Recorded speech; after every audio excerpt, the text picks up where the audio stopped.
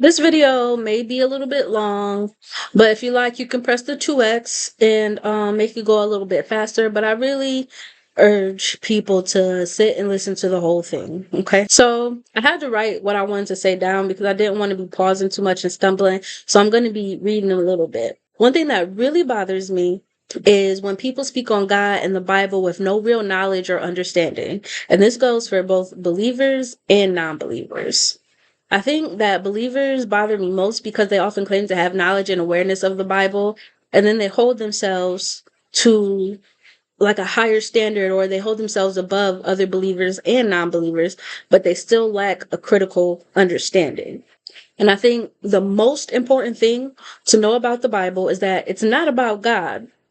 I mean, yes, he is a main player in the Bible, but it's not about him. It's about the spiritual growth of human beings. When I read the Bible, I see it as a progression of life. First, humanity is young and ignorant, corresponding to the stories of Adam and Eve and Cain and Abel. Then humanity is like a rebellious teen, which aligns with the nation of Israel and how they repeatedly turned from God and worshipped, other gods.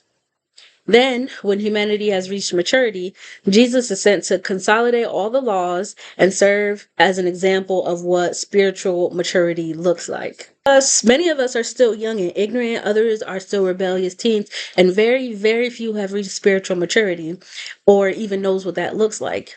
A lot of us still see God as a father to guide us and correct us when we're wrong, and there's nothing wrong with that.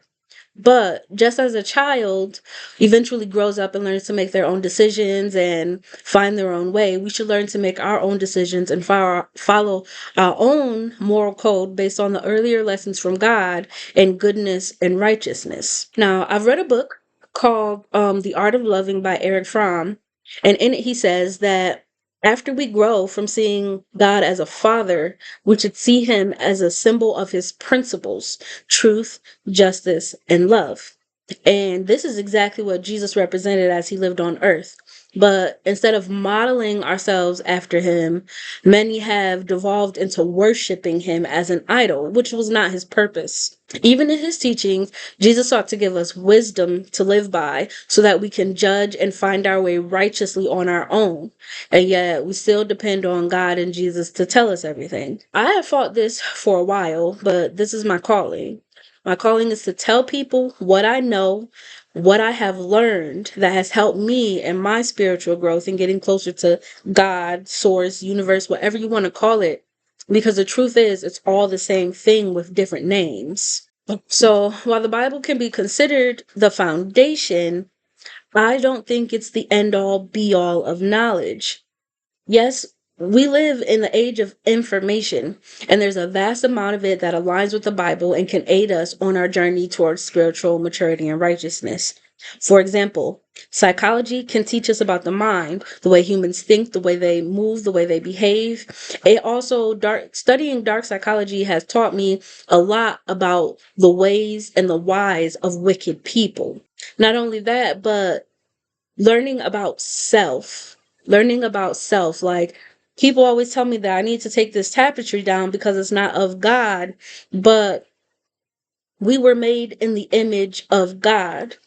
He breathed the breath of life into us, which makes us a part of him.